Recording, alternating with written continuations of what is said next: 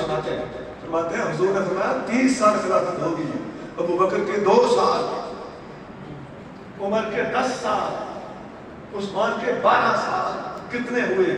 24 سال۔ فرمایا حضور فرماتے ہیں 30 سال خلافت ہے اور عثمان تک 24 پورے ہوتے ہیں، 6 سال علی کے اگر نہ ڈالے جائیں تو 30 سال پورے نہیں ہوتے۔ ثابت ہوا علی خلیفہ برحق۔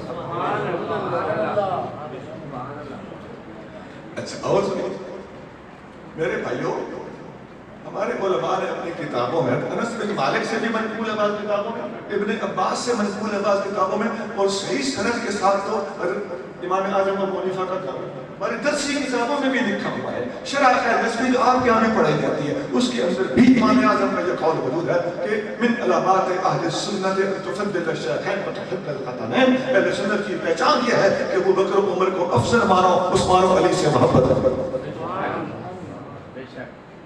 محبت علی ہمارا ایمان ہے، محبت عثمان بھی ہمارا ایمان ہے، لیکن افضلیت ابو بکر و عمر کے پاس ہے۔ اچھا جی